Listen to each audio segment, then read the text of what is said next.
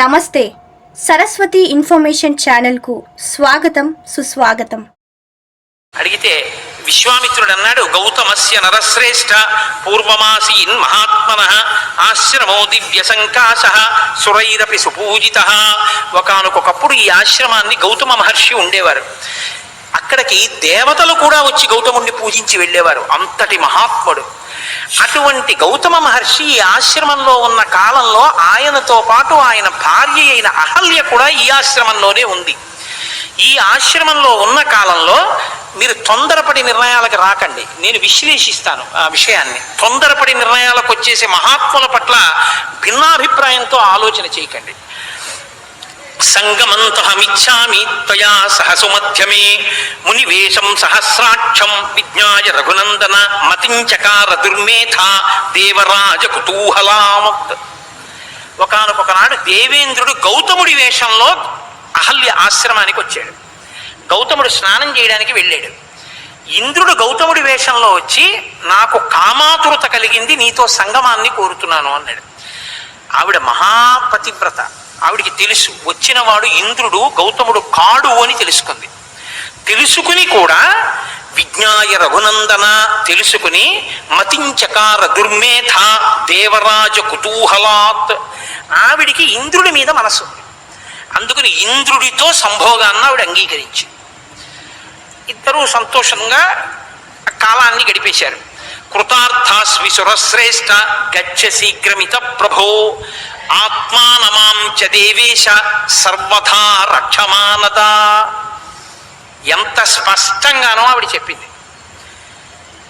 నేను కృతార్థాస్మి సురశ్రేష్ఠ, సురశ్రేష్ఠ ఓ ఇంద్రుడా, గుర్తుపట్టలేదనడానికి ఏం లేదు.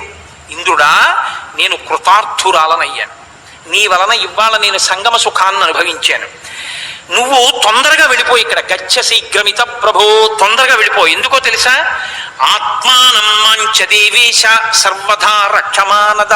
నా భర్త వచ్చి నువ్వు వచ్చావని, మనం తప్పు చేశామని తెలుసుకోకముందే వెళ్ళిపోను.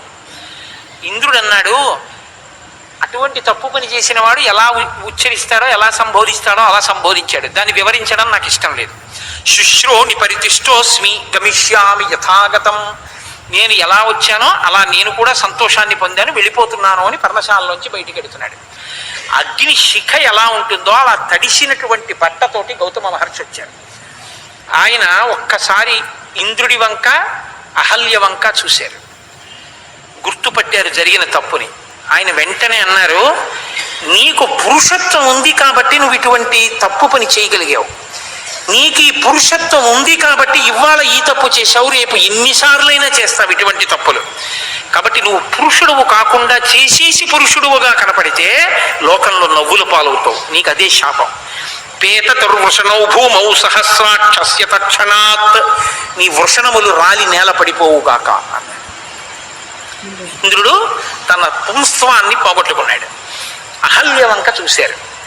తథా శప్త్యా సవైశక్రం అహల్యామపి శప్తవాన్ ఇహ వర్ష సహస్రాణి బహూని త్వన్నివత్స్యసి వాయుభక్షా నిరాహార తప్యంతి భస్మశాయిని అదృశ్యా సర్వభూతానాం ఆశ్రమేసి నివస్యసి యదా చైవ ధ్వనం ఘోరం రామో దశరథాత్మజః ఆగమిష్యతి దుర్ధర్షః తదా పూతా భవిష్యతి తస్మాతిథ్యేన దుర్వృత్తే లోభమోహ వివర్జిత మత్సకాశే ముదాయుక్త స్వం వపుర్ధారయిష్యసి.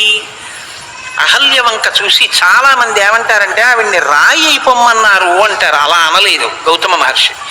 ఆయన ఏమన్నారంటే, నీవు ఇక నుంచి ఇహ వర్ష సహస్రాన్ని కొన్ని వేల సంవత్సరములు బహూనిత్వం నివస్యసి, ఇక్కడే ఉండి ఈ ఆశ్రమంలో. వాయుభక్ష గాలిని తిను, నిరాహార ఆహారం తినకు, తప్యంతి తపస్సు చేయి, భస్మశాయిని నీ మీద బూది కప్పేస్తుంది, నువ్వు ఉన్నావని ఎవరికి తెలియదు. అదృశ్యా సర్వభూతానాం ఏ ప్రాణికి నువ్వు కనపడవు. ఆశ్రమేసి నివత్స్యసి ఈ ఆశ్రమంలోనే నువ్వుండు. యదా చైతద్వనం ఘోరం ఈ వనంలోకి ఒకానొక నాడు ఈ ఘోరమైన వనంలోకి రామో దశరథాత్మజ దశరథనందనుడైన రామచంద్రమూర్తి వస్తారు. ఆయన వచ్చిన తరువాత నీకు శాప విమోచనం అవుతుంది. అప్పుడు నేను వచ్చి నేను నేలుకుంటాను, అప్పటి వరకు ఇలా తపస్సు చెయ్యి అన్నాడు. ఇప్పుడు నేను మీతో ఒక విషయాన్ని చాలా జాగ్రత్తగా వివరణ చేయవలసి ఉంటుంది ఈ సర్గ చెప్పేటప్పుడు. అహల్య జననం చాలా ఆశ్చర్యకరమైంది. అందుకే ఆయన హాలాహల భక్షణం చెప్పారు. మోహిని అవతారాన్ని విష్ణుమూర్తి స్వీకరించి అమృతాన్ని రాక్షసులకు ఇవ్వకుండా దేవతలకు ఇచ్చారు. ఆ మోహిని అందచందాలు చూసి లోకాలన్నీ ఆశ్చర్యపోయాయి, ఏమందగత్తే అని. అప్పుడు చతుర్ముఖ బ్రహ్మగారికి ఆలోచన వచ్చింది. విష్ణువు మోహినిగా మారారు తప్ప అంత అందగత్తెని నేను ఇప్పటిదాకా సృష్టించలేదు. నా సృష్టిలో ఇదో లోపం. విష్ణువు అయ్యాడు కానీ అంత అందగత్తెగా నేను అటువంటి అందగత్తెని సృష్టించలేదు. నేను ఎందుకు సృష్టించలేను? అంత అందగత్తెని సృష్టిస్తాను అని సృష్టించారు అహల్య. ఆవిడ బ్రహ్మమానస పుత్రిక. ఆవిడ పుట్టడమే అందం కోసమే పుట్టింది, అంత అందంగా పుట్టింది. ఆయన ఏం చేశాడంటే జితేంద్రియుడైనటువంటి వాడి సంరక్షణలో ఈ పిల్లని పెట్టి పెంచుదామని ఆ పిల్లని గౌతమ మహర్షికి ఇచ్చారు. ఈ పిల్లని పెంచవయ్యా అన్నారు. ఆ పిల్లని గౌతముడే ఆశ్రమంలో పెంచాడు. ఇప్పుడు ఆ పిల్ల పెద్దదైంది, యవ్వనవతి అయింది, గొప్ప అందగత్తె. ఇంద్రుడితో సహా అందరి కన్ను ఆమె మీదే ఉంది. ఆమెకి కూడా కన్ను ఇంద్రుడి మీద. పిల్ల మనసు తండ్రి గుర్తెరగలేదు. బ్రహ్మగారికి ఏమి ఇష్టం అంటే తపస్సు ఇష్టం. కాబట్టి బ్రహ్మగారి దగ్గరికి గౌతముడు ఏం చేశాడంటే ఈ పిల్లని తీసుకెళ్లి విడిచిపెట్టేశాడు. అయ్యా, ఈ పిల్లకి యవ్వనం వచ్చింది, మీరు యోగ్యుడైన వరుణ్ణి చూసి వివాహం చేయండి అని చెప్పాడు. ఆయన ఏమన్నారంటే నీకన్నా యోగ్యుడెవరు, నువ్వే చేసుకో. ఇంద్రాది దేవతలు పెళ్లికి వచ్చారు. పెళ్ళి అయిపోయింది. గౌతమ మహర్షి ఈమెని తీసుకెళ్ళిపోయారు. పిల్ల మనసులో మాట తెలుసుకోలేకపోవడం తండ్రి చేసినటువంటి చిన్న లోపం. ఇప్పుడు పెళ్ళి అయిపోయింది. పెళ్ళి అయిపోయినా కూడా ఇంద్రుడి మీద మనసు అహల్యకుండిపోయింది. గౌతముడు ఉన్నతిని పొందకుండా ఆయన తపస్సు కోపం చేత మాత్రమే భంగం చెయ్యాలి. కాబట్టి అహల్యకి తన మీద అనురక్తి ఉంది. కాబట్టి అహల్యని ఇబ్బంది పెట్టి తద్వారా గౌతముడు శాపవాక్కు విడిచిపెట్టి తపస్సు పోగొట్టుకునేటట్టు చేయడానికి ఇంద్రుడు వచ్చాడు. ఇప్పుడు ఇంద్రుడు అహల్య చెయ్యకూడని తప్పు చేసేశారు.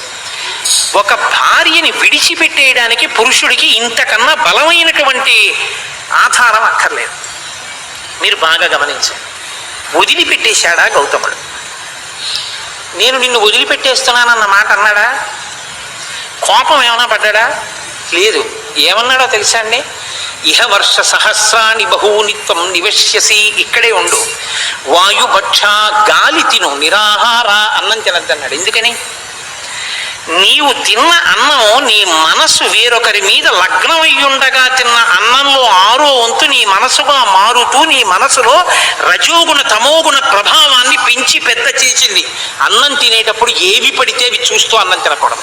పిల్లల్ని కూడా టీవీ సీరియల్ దగ్గర కూర్చోబెట్టి పాలిస్తే, పిల్లల్ని కూడా టీవీ సీరియల్ దగ్గర కూర్చోబెట్టుకుని అన్నం పెడితే పాత్రలకున్న వ్యగ్రత పిల్లలకి వస్తుంది. వాడు ఉగ్రవాదు అవుతాడు, పనికొచ్చేవాడు అవడం. కాబట్టి వాయుభక్ష నిరాహార, అన్నం తినకు. తప్యంతి, తపస్సు చెయ్యి, ఇక్కడే చెయ్యి. భస్మశాయిని, భస్మ కప్పేస్తుంది, బూది కప్పేస్తుంది. అలా ఉండిపో. నీవు చేసిన పాపం కడగబడుతుంది నువ్వు చేసిన తపస్సుకి. నీ తపస్సు చేత నీ పాపం కడగబడిన తరువాత, కడగబడిందని గుర్తు పరంధాముడు ఈ లోకంలో నరుడిగా వచ్చి నీ ఆశ్రమానికి వస్తాడు. ఇక్కడికి నువ్వు పైకి లేస్తావు. లేచిన తరువాత అప్పుడు నీకు ఇంకా పాపం లేదు. నేను వచ్చి నిన్ను ఏలుకుని తీసుకెడతాను. మళ్ళీ మన ఇద్దరం చక్కగా ఆశ్రమవాసం చేద్దాం. అప్పుడు నిన్ను వేలు పెట్టి చూపించగలిగిన ధైర్యం ఎవరికీ ఉండదు. నీ పాపం కడగబడి నువ్వు అగ్ని శిఖగా నిలబడతావు. ఇప్పుడు బాగా ఆలోచించండి. గౌతముడు తన భార్యని ఉద్ధరించుకున్నాడా? గౌతముడు తన భార్యని విడిచిపెట్టుకున్నాడా?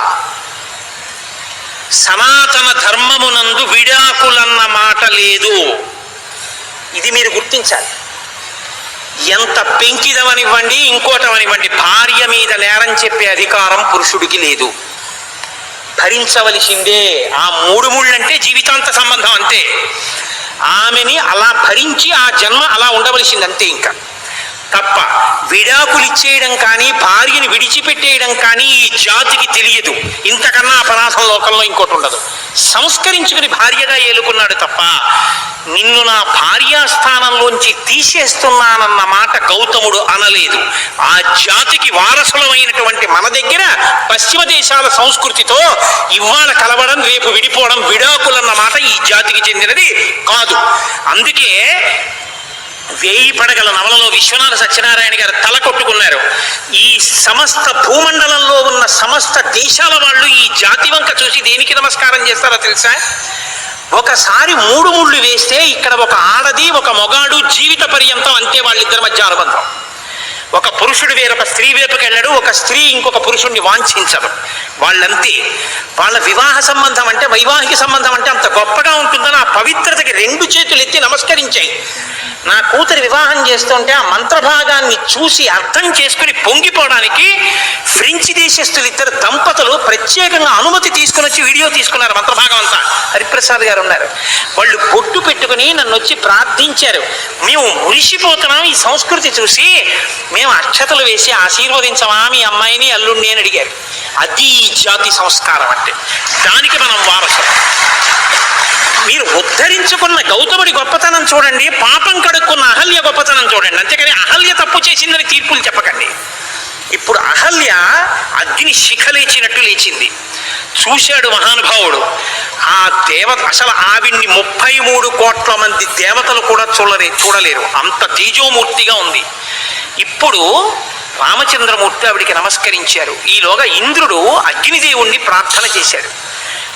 అగ్నేస్తు వచనం శ్రుత్వా పితృదేవా సమాగతాః ఉత్పాట్యమేష వృషణౌ సహస్రేక్షేన్యవేశయన్. పితృదేవతలకి మేక మాంసం పెట్టడం అన్నది ఆ యుగంలో అలవాటు. ఇప్పుడు గారే తప్ప ఇప్పుడు కూడా మేకల మాంసాలు పెడతాం అనకూడదు తద్దినం పెట్టేటప్పుడు. కాబట్టి ఆ రోజుల్లో మేక మాంసం పెట్టేవారు. పితృదేవతలు మేషవృషణమును తీసుకుంటారు. కాబట్టి వాళ్ళు ఏమన్నారంటే ఇంద్రుడికి పుంస్త్వం పోయింది కాబట్టి గౌతమ మహర్షి శాపం వల్ల మేషవృషణములను తీసి ఇంద్రుడికి అమర్చారు. ఇప్పుడు పితృదేవతలకి త్రేతాయుగంలో తద్దినం పెడితే వృషణములు లేని మేకని మాంసం వండి పెట్టేవారు తప్ప వృషణములను పచనం చేసి పెట్టేవారు కాదు. అలా ఇంద్రుడు మళ్ళీ పుంస్త్వాన్ని పొందాడు. అహల్య మళ్ళీ గౌతముని పక్కన స్థానాన్ని పొందింది. దదర్శ మహాభాగాం తపసా జ్యోతిత ప్రభాం లోకైరపి సమాగం యాదుర్నిరీక్షాం సురాసురైః ప్రయత్నాన్ నిర్మితాం ధాత్ర దివ్యాం మాయామయీమివ.